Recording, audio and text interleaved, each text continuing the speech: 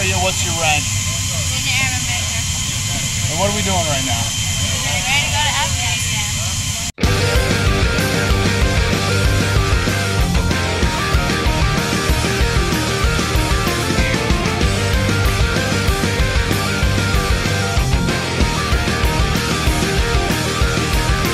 You're far from home with a gun in your hand, your only friend in this foreign land. When you sleep, your eyes stay open. The hardest thing is not knowing when.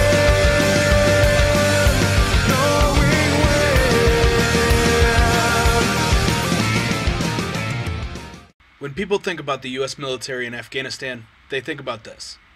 Doing it in Afghanistan, baby. Ready to kill me some terrorizers.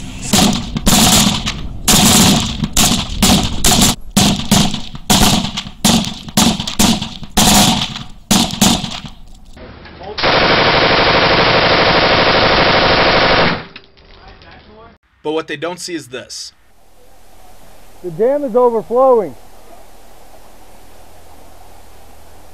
So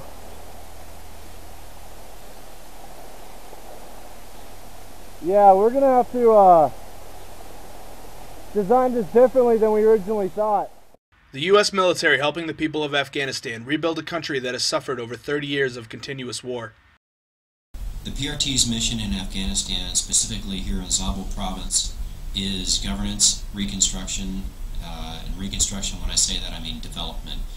What kind of projects can we do with and for the Afghans to help them help themselves?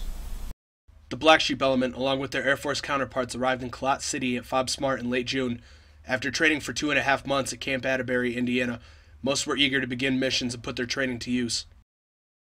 When we got to Afghanistan, I was concerned about a couple things. One, that the training we had in the States I was concerned, was it good enough? Was it not good enough? Was there something I could have done better? Is there something that the team could have done better as a whole? All those questions were answered on August 28th after we had been here over a month, but specifically also the day before we took over, there was an explosion in the bazaar. It killed a handful of people, and our team reacted. Everyone was there, and we helped medevac out some very wounded people. At first, not everybody liked what they saw. The country was dirty, hot, and nothing was like what we were used to back in the U.S. Well, the scenery is like being in the movie Aladdin, but not seeing Abu. And it's pretty crappy. It's crazy how people can live out here. I don't want to live out here. Well, we flew into CAF. My first opinion was the place is so big with 30,000 people. It's got stores and a boardwalk. People didn't even realize, people that were stationed there didn't even realize there was a war going on outside. When I got to my fob, Zabul province, Afghanistan, pretty small fob. You immediately got to, interact with the locals, see who liked you and didn't like you. For the most part, Kalat is pro-Taliban. While the primary mission is provincial reconstruction, part of the Black Sheep's job is to patrol the streets with engineers, looking for ways they can better the Afghans. But the Taliban don't wear uniforms, nor do they act any differently in an environment like this than the average shopkeeper would. They were here before that, but then they got defeated, and there was no more Taliban. And then they came back 10 times stronger 15 years ago, and this is this Taliban now. After learning about the villages within the province and getting to know some of the locals through both foot patrols and mounted combat patrols, our civil affairs team would start the provincial reconstruction process by going in and speaking with village elders to assess specific needs of a village.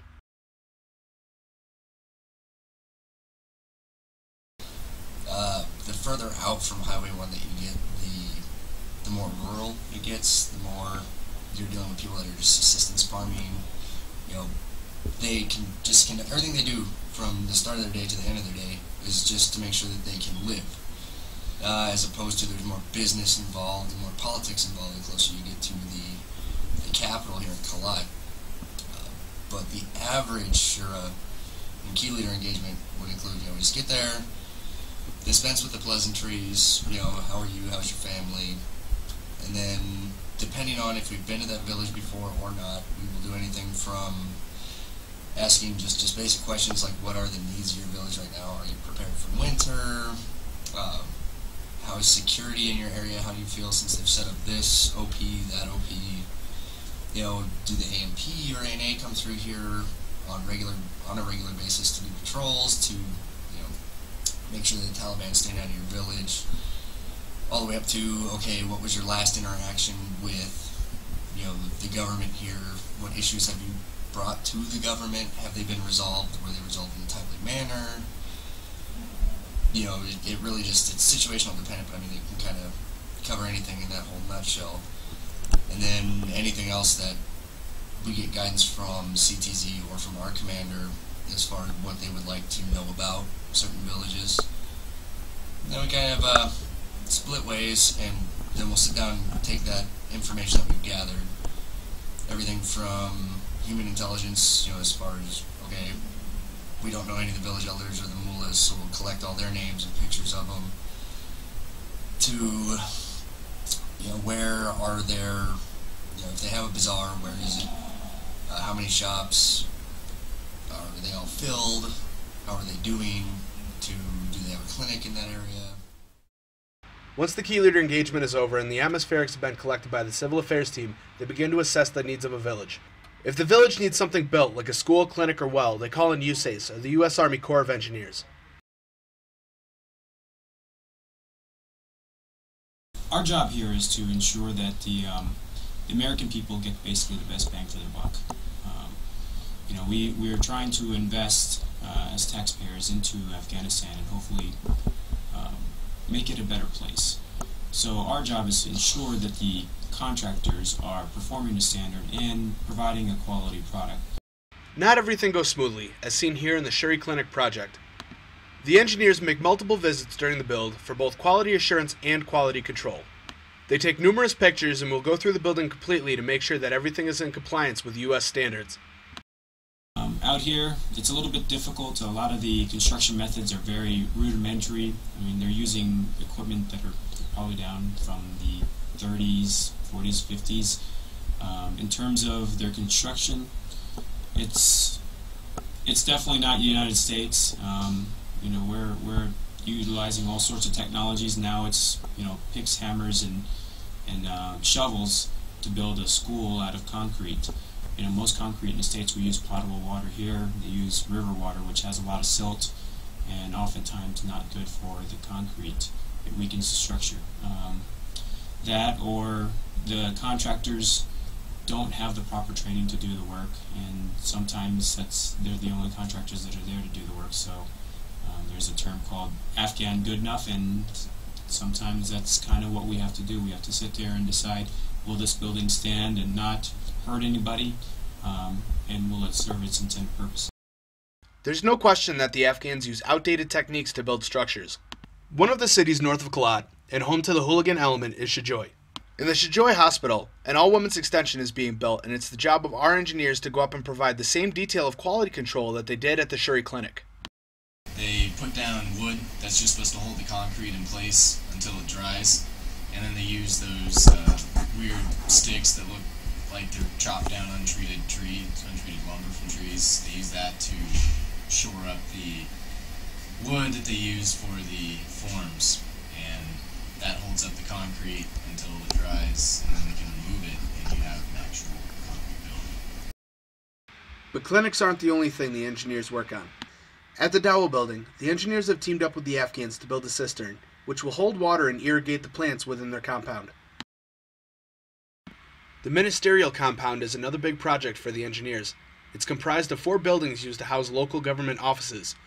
When the engineers find a problem with the building and the contractor is present, they use their interpreter to make sure that the contractor understands the specific issue and why it's a problem. See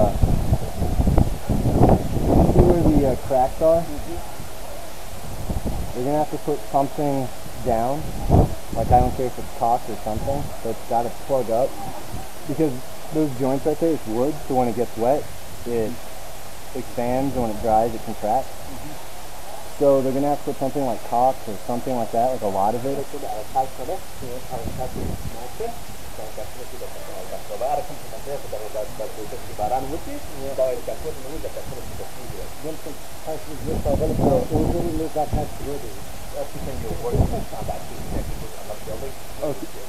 Okay, good, because I mean, they need something that's going to expand, and they need something that's going to keep the water out, or else, like, 2 years from now, all the ceilings in there will have leaks, and there'll be holes in them, and especially.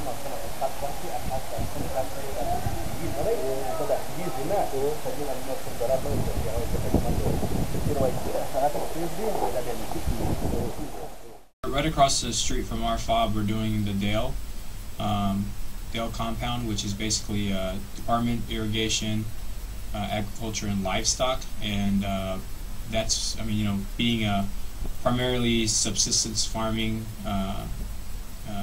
economy out here, it's a huge thing. So this compound is supposed to be where the ministers meet for that particular line minister in order to discuss new methods of farming, provide education and training to the local farmers. So that's one of the projects we have there.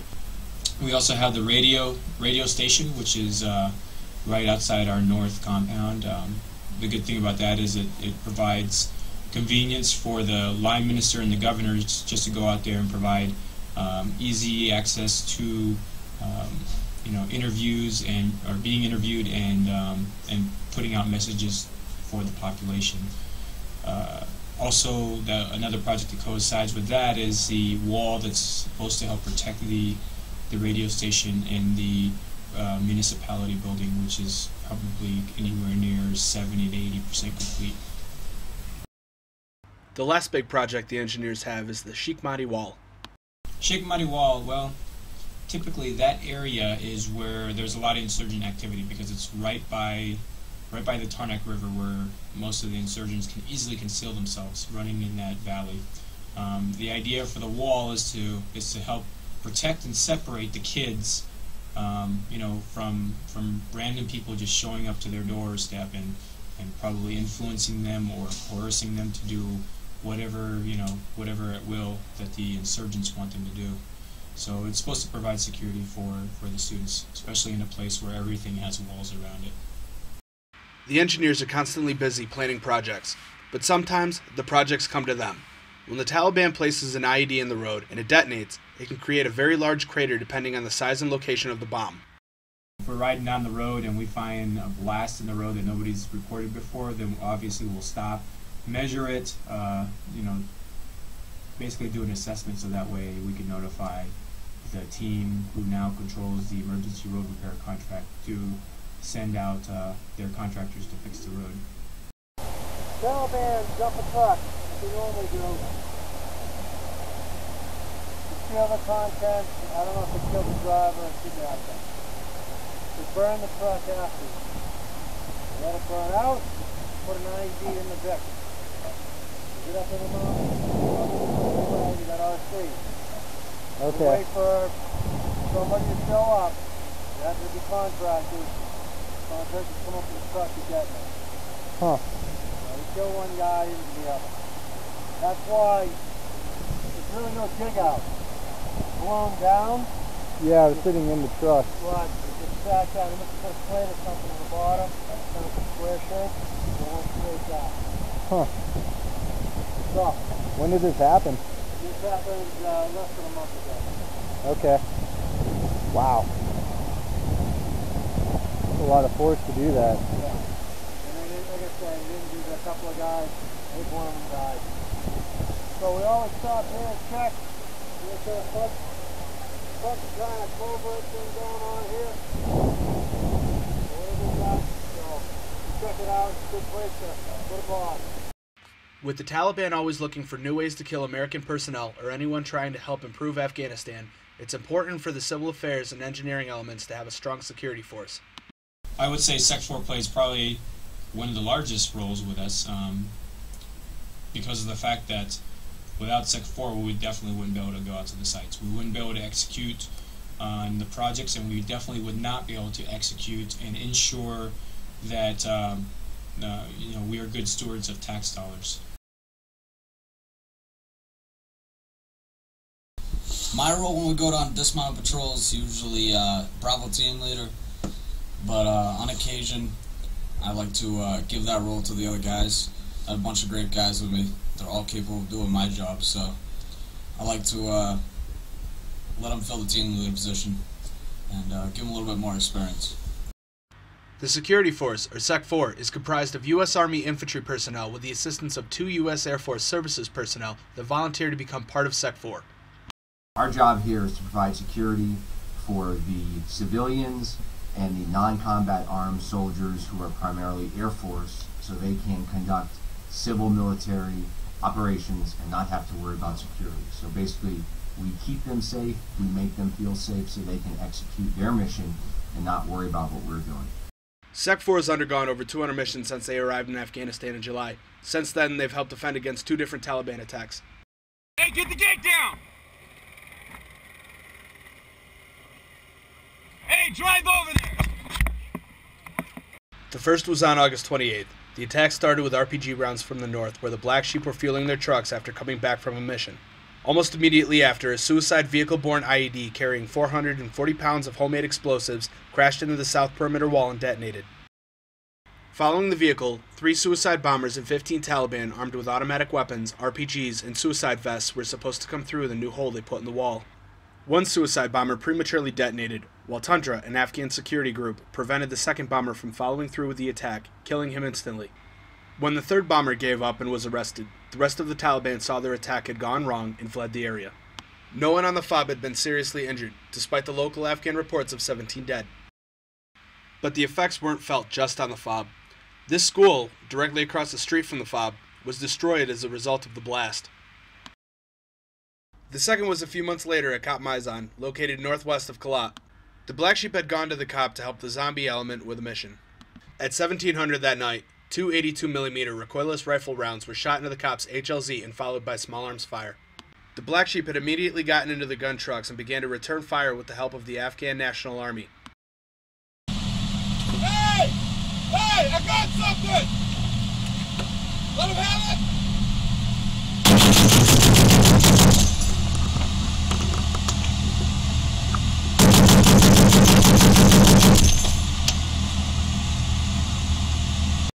After a few long minutes, the attack was over. Again, no wounded. Despite the Taliban attacks on the Black Sheep, they continue to push on with their missions. Some of their more frequently patrolled areas were Bakirzai, Sanak, and Baz Muhammad villages. Bakirzai, it's one of the villages in Kalat. We frequent it. Usually dismounted. It's kind of impossible to get to most of it with vehicles. We know there's a lot of Taliban influence there, a lot of Taliban movement. They move people, equipment, weapons on a weekly basis through there. So we move through there to disrupt the movement and to do our COIN operations. COIN stands for counterinsurgency. With the P.R.T. trying to rebuild the country, part of their job is still deterring the Taliban's propaganda. Bakirzai is a known weapons and equipment staging area, but it's also a known Taliban training area. The Taliban like to tell young fighting-age males that the coalition forces are afraid of them. Using COIN by entering a village like this disrupts this message and shows them that the P.R.T. is not afraid.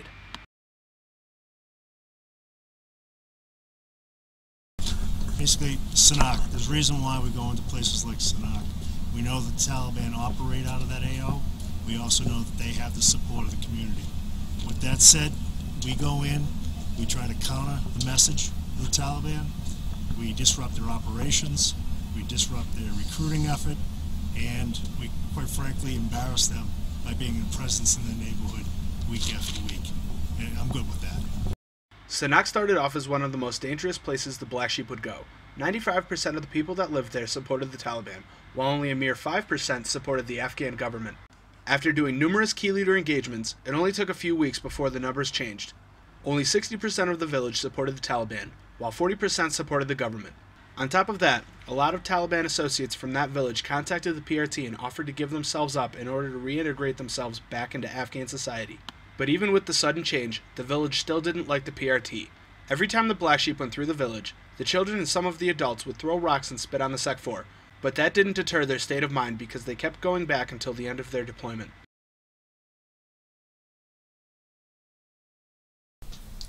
Baz Mohammed is part of Kalat that we went to a lot early on in the deployment to check out the drainage ditches. And the kids were really nice down there. They didn't throw too many rocks at us like they do in other villages. It's just a nice little part of town right next to the AMP station. We walked through it a few times, but most of the time we stayed mounted. Baz Mohammed was one of the first villages the Black Sheep went into. This village wasn't like most of the other villages, though. They were extremely friendly to the Black Sheep, with most of the children in that village following close behind them during the missions. We've done over 1,200 missions. We've done them successfully, and we've done them as a team. We've done over 400 key leader engagements. We have helped complete or still in progress $23 million worth of reconstruction projects. We have visited 10 of the 11 districts in the province. The province itself is approximately the size of Connecticut and Rhode Island put together.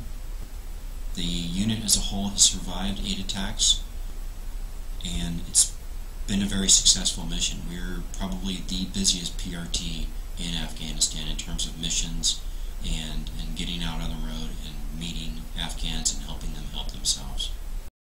On February 26, 2012, the P.R.T. left with their gear and handed off the province to their new replacements. After almost 9 months, they had reintegrated over 50 Taliban members back into society, helped plan and set up over 5 new schools, 2 clinics, 2 hospital extensions, and numerous government buildings. But more importantly, they left their mark on a better Afghanistan.